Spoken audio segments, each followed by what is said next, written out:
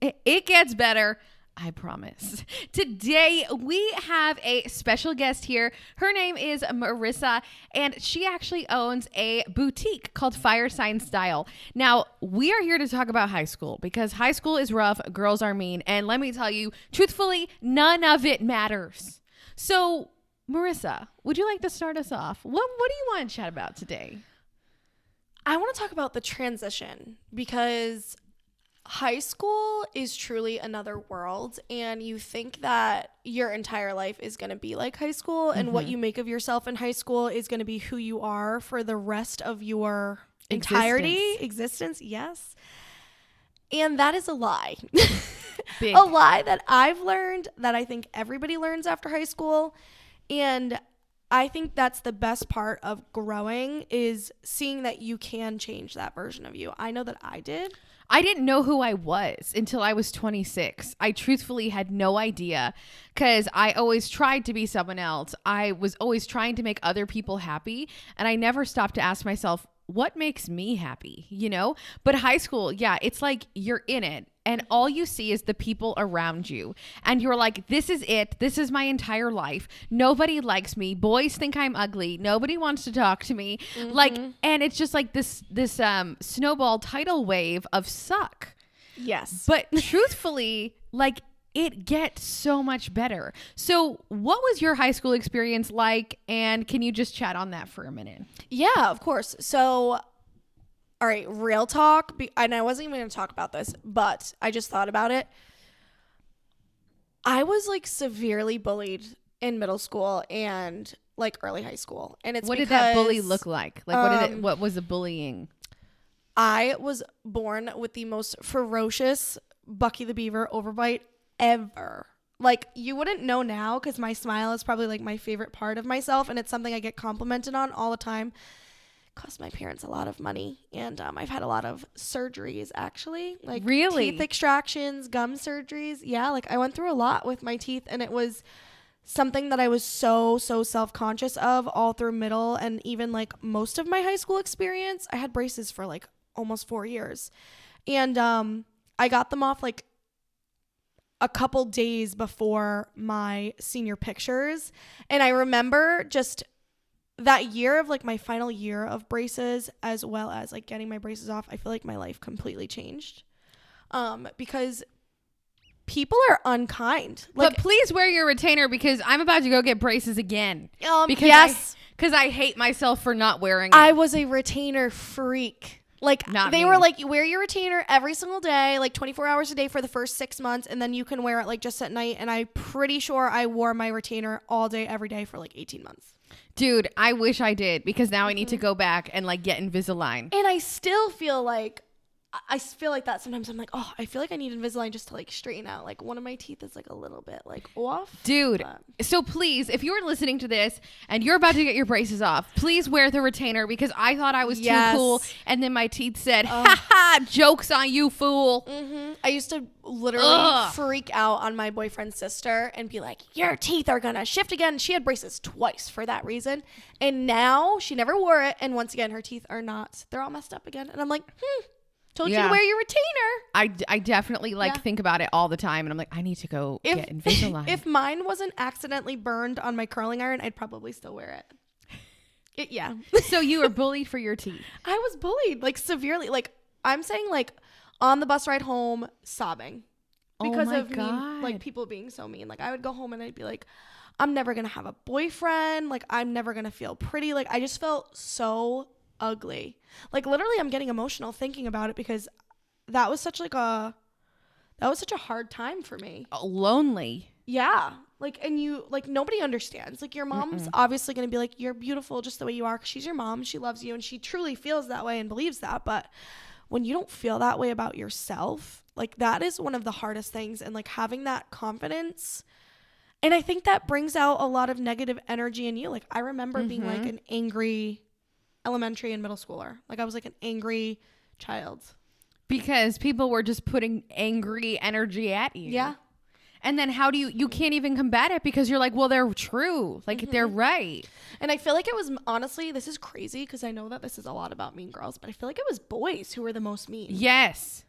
Boys, like, they were the most mean about it. it's because boys are really stupid. Like, I mean, until you get old and they're like 30 and they can buy you a Lamborghini, then other than that, then that's when they're fine. But I'm just here to tell you, like, I've never met, I shouldn't even say this because I don't want to put this in the right, but boys in middle school and high school and college and after college are all stupid. They don't understand life, okay? Like their mom, I heard this one thing, and please, if you're watching this and you're listening, just take this to heart. If you go to your boyfriend's house, watch what his mom does because you're job shadowing, okay? And it's never been more true. I love that. I've never heard that before. You're job shadowing. Yep, because boys think that you do everything for them. Just like their mommies do. Can I tell you my favorite story, though, about after getting my braces off? I still talk about this because it's so prideful. So there was this one boy, and I'm not going to say names or anything. No names. I would never do that. But there was this one boy Jerk. who severely bullied me through elementary and middle school. But, like, we were friends. But he was, like, really mean to me. Like, really mean to me. And I got my braces off my senior year. And I was in a relationship for like the first half of my senior year, like a serious relationship. It was like my first boyfriend. We were together for a year. High school can get. And we broke up. And, you know, of course you go through a breakup. And so like you start like, you wear makeup and you have your hair done and you look really cute every day because you're like going through it, you know, and you like want to feel your best because it makes you feel better. I never felt like that in high school. I never felt my best. Yeah, that was like the small period of time. Trust me. At me having a boutique and people being like, oh my God, did you see the way she dressed in high school? Like sweatpants every day. So anyway, I went through this like very short period where that was kind of how I tried to make myself feel better from this breakup because I was like devastated. Like it took me a really long time to get over. And this boy who used to bully me severely, elementary through middle, like all of these things, he's like, oh, so like I heard like you and your boyfriend broke up. And I was like, yeah. And he's like, oh, like what happened or whatever. And I was like, oh, it just didn't work out. Whatever I said, you know. And he's like, well, you know, maybe we can hang out sometime. And I was like, for real? I'm like, are you kidding me? Because I have makeup on and I'm dressed cute and I got my braces off and I finally have this beautiful smile. All of a sudden you're like into me? Like, absolutely not. I was like, probably not. I don't think I said that. I was probably like, yeah, maybe, but and I think that goes to show you that the people who are bullying you aren't doing it because of you. They're doing it to look cool to their friends. Yes. Because when you know, when your teeth weren't ideal, he was like, well, I'm going to make fun of him so I earn cool points. But now that you're smoking hot, he's like, I need more cool points. So I'm now going to talk to you. And I think that that's really important to kind of analyze with people's behavior is if somebody is being mean to you, look who is around them when they do it. Because if it's just them and their home life is tragic and their parents are probably very mean to them and they probably yell at them and they might even beat them. I mean, that's real. And their parents might be an alcoholic, right? And that's not an excuse. No. But if they are doing it when no one is around, then that's a them problem. If they are doing it when people are around, then that is just a status situation. Absolutely. They want to gain points and they are using you. Now, it does not make it right on literally any level, but it just goes to show you that none of this has to do with you. And yes, those words are hurtful. And yes, you don't deserve them at all. And if someone does come up to you and say something, or maybe you're not invited, or, you know, they use you as the butt of a joke, you just have to understand that we're going to talk about this briefly, but like that high school is not where their life ends. It's really where your life begins. And if you are kind and if you are cool and collected and maybe you tell them off real quick because you don't want them to come at you again, that's different. But here's the thing. Good people win. And if you are a good person, you will be given so much more in life than the people who choose to be mean electively for sport. Yes. So true. It's so true.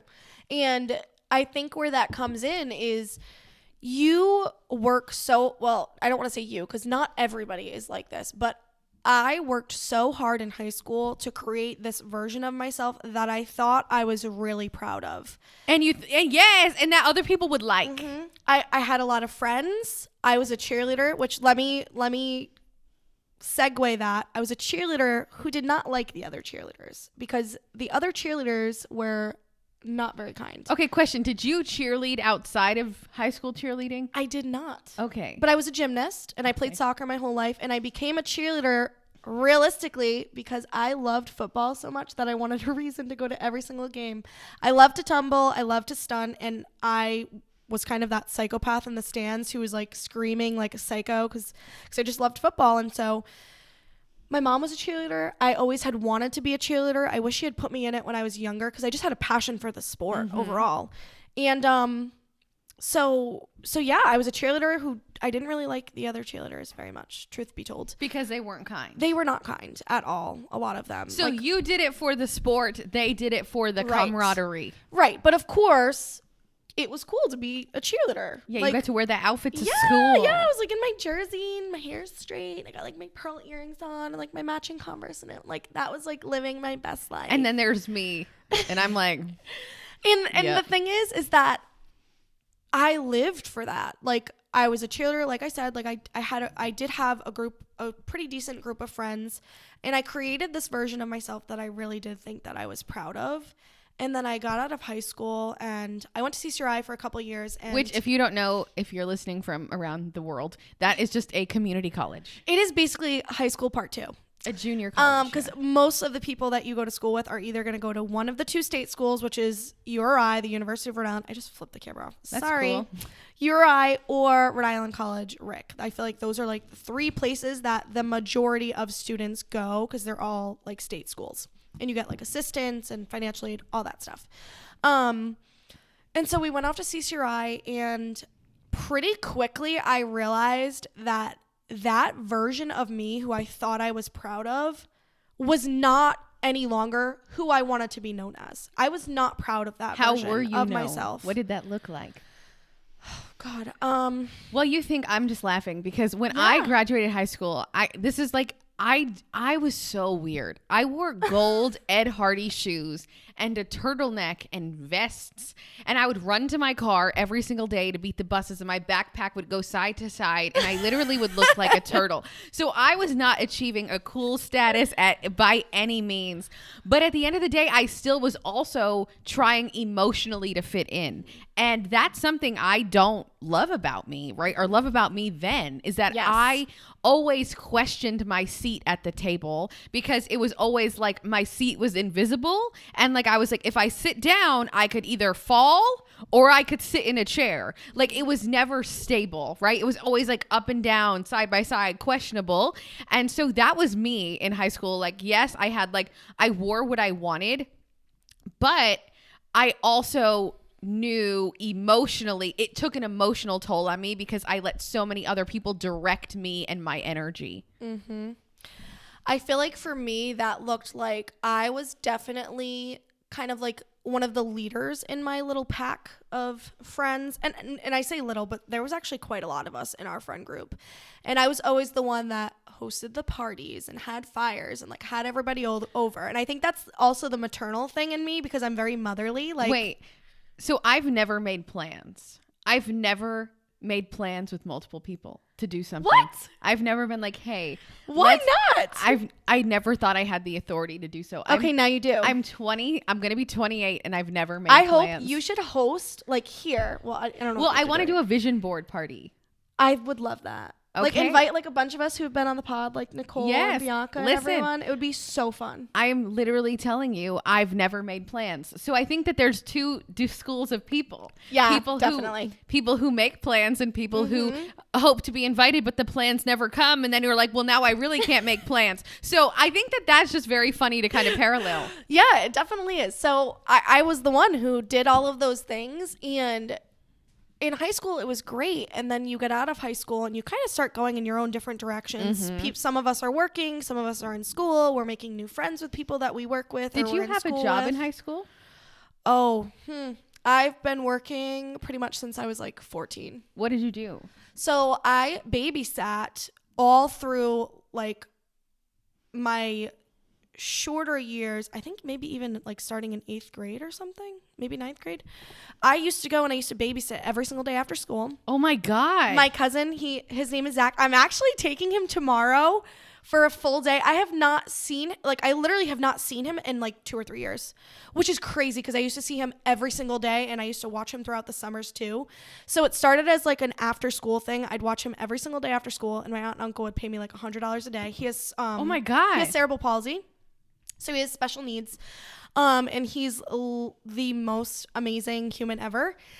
And so I used to watch him every single day after school, and then during the summers, I'd watch him like 5 days a week when they worked, and making not a lot of money at all. But so I started doing that, and then You were in the 8th grade. How much money did you need? Exactly. Or even high school. How much money Exactly. do you need? It was great. And it was just so nice. And I loved doing it. I loved hanging out with him. So I continued that a little bit, and then even when I became a junior, pretty much like 2 days before my 16th birthday, I interviewed at Dunkin' Donuts and I got that job, and I pretty much worked full-time in high school. Like if I think back, like during the fall when it was cheerleading, I would have cheer practice Tuesdays and Thursdays from 2 to 4, and then I would go into work at 4:30 and I'd work until 9. Oh my God. And then I would work Mondays and Wednesdays. I'd have Fridays off for football games, and then I'd usually work like a 6 to 2 or 6 to 11 on both Saturday and Sunday. Oh my God. I was a psycho. You literally. But I had the most money out of all of my friends. So like if my friends wanted to do something and they're like, oh, I don't have money, I'd be like, oh, I'll just pay for you. Like I didn't even care. I just wanted somebody to go with, like to go get ice cream or like food or go to the beach or whatever. So I loved it. I worked like that forever. And I was the one that when we would get like snowstorms and we wouldn't have school, my boss would call me up. She'd be like, hey, can you come in today?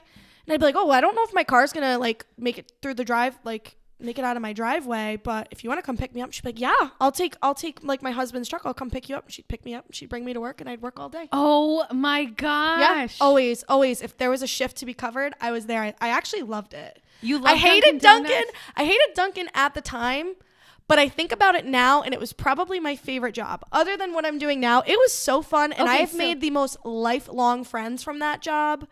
We are all still like obsessed with each other. We check in. We're on Facebook. I've never ever even actually that's a lie. I worked at Dunkin' for like 6 hours, and then I told them I quit. And then I never went back the next day, and then they kept calling me, and I was like, bye. So I will just say, if you do quit a job, that's not the way to do it. Yeah. But can you tell me a little bit about like what is working at Dunkin' like back then? Because that was like 9 years ago, 8 years ago, 6 years ago. Well, it was made very clear to me that when I turned 16, I would be getting a job anyway, and like working a job because I needed to buy a car and pay for things for myself. It's weird. People don't really know this unless they're close to me, but my mom moved to Florida. Literally, she came and saw me my first day of my junior year. She took pictures. Me and my best friend, we took like first day of school pictures at my best friend's house. And she got in the car and she drove to Florida and she moved there. My first day of junior year. Yeah. And I love my mom. She's my best friend. Like, I'm not angry about it. Like, at the time, it was a lot of emotion. And I love my dad. My dad is a provider. He is not a nurturer whatsoever. And so I always had everything that I needed, but I've pretty much been raising myself since I was 16. I've been raising myself. Mm-hmm. Please hold. So it was made pretty clear to me that I was going to have to start paying for my own stuff, and I needed a job. So I mean, with that job, I was able to buy my first car. And one of my other things that I pride myself on is I saved all of my change from like October to like February, like all of my change from my tips and like a bunch of my dollars. And I bought my prom dress with that money. Wow. And my prom dress was like $750. Oh my God. If my dad listened to this, he would have a stroke. He thinks it was like $200. That's but a anyway, lot of change. Working at Dunkin' back then, it was hard because it was not, the management was not very nice. I have to say that. Like they weren't very nice. They told us to our faces that we were a number and we were all replaceable. Like said that. Bless you. Thank you. No way. Said that verbally to us. Like, you are a number and you are all replaceable. I can replace you tomorrow. Wow. Which was not great. Way to make me feel warm and fuzzy inside. But it was really good money for somebody my age. Mm-hmm. I am definitely someone who thrives on a challenge, and I like to challenge myself. So, like, you have like a drive-through timer. People don't know, so like you have to get people out within a certain time that's frame. why I always go to the drive-through and not walk in, because there's no timer inside. But I know there's a timer in the drive-through. I'm like, listen, I know when this hits a certain number, you gonna get in trouble. So yes. Yeah, and it was like a challenge, and I loved making coffees and making sandwiches. I don't know why, I just really liked it. But and of course you get to eat everything, so that was a plus because I'm a wicked foodie.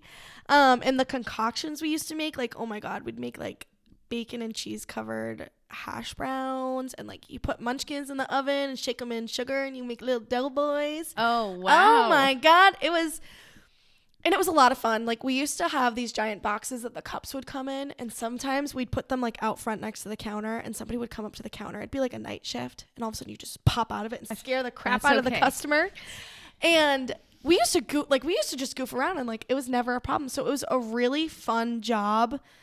It could be hard when, like I said, management was like not very nice, but overall it was really fun. I have so many friends from it, and like I've been to their weddings. Like, I've gone to these people's weddings. I've watched them birth children. That's like, wild. I met my boyfriend of over 5 years because of one of my best friends from Duncan. Like, wow. Duncan has given me all of these like stepping stones, as much as I hated it at the time. And I was like, I can't wait to leave this place.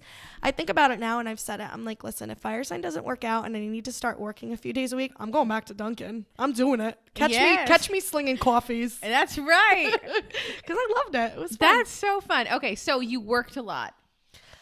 So much. I was every single day during school vacation and stuff. So I worked a lot. I cheered, and I pretty much had, hung out with my friends. And luckily, weirdly enough, once I hit like my sophomore year, or like once I got to high school, I used to always have terrible grades. Once I got to high school, I kind of started stepping it up. And then all of a sudden, sophomore year, started stepping it up. No, why do you think they were bad? And then you had ADD. Oh. I think I really had like undiagnosed ADD. Okay, so this is a real thing I think we should touch on. Yeah. So, okay, I literally could not read because of ADD. I would like read a passage and then I'd forget what it says. And then reread it 16 times? Yeah, and then I would read something and it would be completely different than what it actually says. It would be like, the duck jumped in the pond, and I'd be like, oh, Roger the rabbit ate a carrot. And they'd be like, that's not it. And I'm like, okay, so I now know I need to live my life through intuition, because reading is not it for me. But it's important to know if you are struggling in school, and if like you read something and you can't do it, or you do have ADD, which means like you go to try to do something and you do something else 3 seconds later, like go see a doctor, because they can help you, or a therapist. I love therapy. Yes. But like go do something to make your life easier, because it does not have to be this hard. And I wish I knew that I wasn't stupid.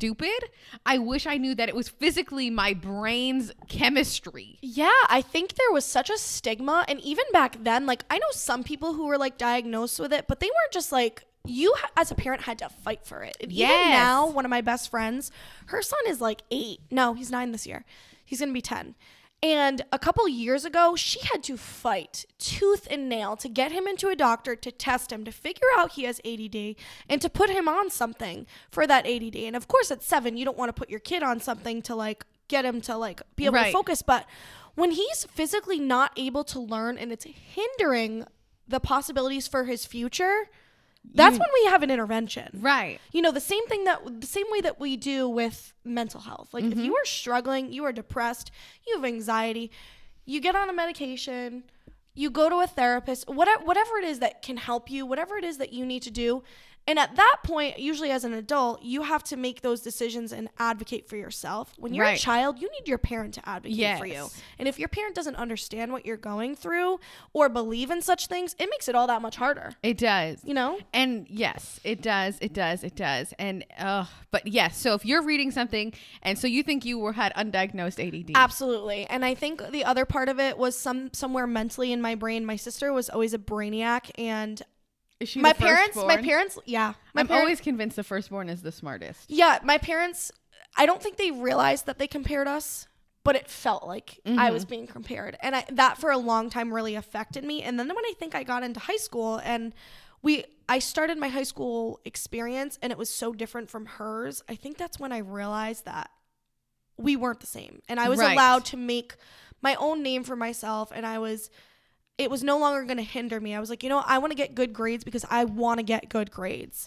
And also, I think somehow, some way, like a switch flipped from like childhood to adulthood, and all of a sudden it started to become easier to me. I don't know if because I was focused, I was able to like hyper focus on things a little bit longer spurts of time. And so it ended up. But you also needed to have easier. better time management because you were doing so many things. Exactly. So you didn't have all this free time to just like, oh, well, I'll do this time. But you're like, no, I literally have 30 minutes and I need to do this. Yeah, and I think it was a pressure thing too. When my mom moved and I moved in with my dad, I told him straight out. I said, Dad, 2 things you got to know. Do not tell me to clean my room. Do not tell me to do my homework. I will do it on my own time. If you tell me to do it, I'm not going to want to do it. Right. And I had great grades. I was on like the honor roll 4.0 my junior and senior year. I graduated like high honors or highest honors or whatever. Yummy. And I never had an issue. After that, it was like after my freshman year, I had like A's, B's, and then after that, I had all A's. Wow. It was so weird. I don't even know how. That's good. It gave you the freedom you needed to discover those things, because I always say that you don't know the boundary until you've walked over it. And if you don't have that guidance, like I had zero guidance growing up. Like it was basically just me figuring things out by myself. Yes. And I had to be like, okay, here's this line. I'm going to walk over and see what happens. And if not, I'm just going to stay back here because I know what happens. Like you have 2 options. Yeah. And I think honestly, even though in times it was detrimental that I wasn't emotionally being like kind of kept on top of, because, I've discovered mental health things in my early adulthood now that maybe they were being neglected when I was in high school because I didn't have someone who was there who was paying attention to that.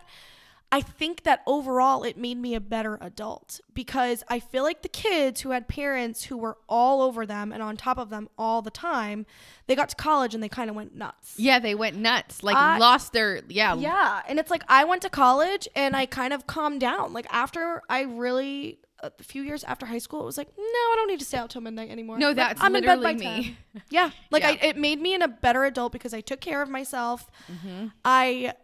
Even though I was out doing those things, I never got in trouble because I wasn't doing anything bad. I was just, living this free life and kind of figuring out like those boundaries. Like you said, like where can I push a boundary? Where am I crossing a boundary?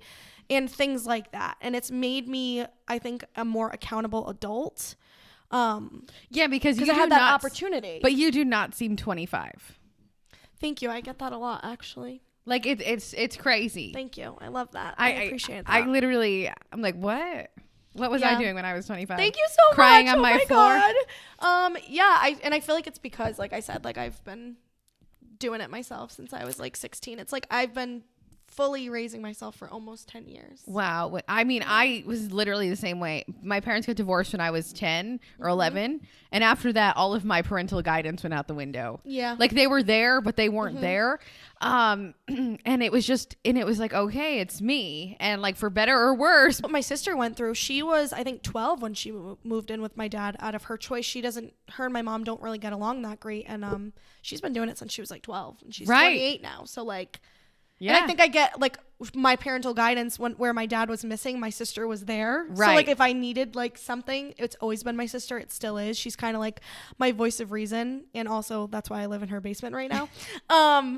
But yeah, I think obviously where you start from with your home life and that nature nurture is kind of what leads you to where you're going to be. And I feel like high school is that middle part that's a little blurry and a little scary and a lot of pain. Where you like want to be an adult, but you literally can't do anything. Yeah. And then you get out of it and you're like, okay, now I finally have the freedom to choose who I want to be, do what I want to do, see where I want to go. And you make that realization that high school is not real. No, high school is just like a semblance of like what you think you want to be and you wanting to be, maybe if you want to be cool or you want to be invisible or you don't feel like you have a rightful place, like you've said, like that was hard for you. And then you get out of high school and you're like, none of that matters because now you have the power. And it gets better. Yes, to be exactly who you want to be and make a life for yourself and not give a single crap what anybody else thinks. realistically. Yes. Okay, we are going to end this with the speed round. What are 3 things you recommend everyone to have in their closet? Basic t-shirts in all different colors if you're colorful. If not, whites, neutrals, whites. Something to go over them, whether that be sweaters, jackets, or like I love kimonos. Yep, just like I this. love a shacket. And you need to have at least one pair of jeans that you're absolutely in love with. You can have a few others that like you don't really care about, but there has to be at least one favorite pair, and no matter when or where you're wearing them, they make you feel good. Okay, that's real good. Okay, so basic tees, overcoats, and one pair of jeans that makes you feel like a rock star. Yeah, because you can always add on top and accessorize. Yes. Okay, because I was definitely lacking all of those things. I thought I needed like 97 pairs of jeans. I thought wearing the same pair of jeans was weird. I have 3 pairs. 3 pairs of jeans. I have 3 pairs that fit. Yeah, that's it. I have a lot of pairs, but I only wear 2. Like, I mean, it's funny. It's like I used to wear those, but I don't like them anymore. Yeah, no, I have 3 that fit. I have other jeans. I will also say, I used to love a jegging, and now I hate a jegging. I like structured pants, and I think it's because my body has changed. When I was real, like tiny, jeggings worked because I didn't need structure, but now I need structure, and so I like real jeans now. And I think it's less about what's cool and it's about what you feel good in, because I would love to try all of the other trends of jeans that are in, like the boyfriend jeans and like the flare leg and all of this stuff. They don't look good on me. So I stick to skinny jeans. I don't care if the millennials or the Gen Zers on TikTok make fun of me. It's what people I like. listening to this podcast would probably make fun of you. Yes, it's fine. I also have a side part. You want to talk about it? Oh, no, I can't. Okay, so here's the funniest part about this. I moved to California, and my hair, the equator just moved my part in the middle. I didn't even choose it. It fell, and then thankfully I just went there 2 weeks ago, and my side part re-gravitated itself where it needed to be. Well, you want to know what's funny is that I noticed people really notice it, because sometimes I'll like do this and I'll wear it the other way, and people are like, "Did you do something different with your hair?" And I'm like, "You do look different. I parted it differently." And that's it. That's all it takes. So listen, never wear a poof though. Okay. Thank you, everyone. Remember, it gets better. So much better. Thank you.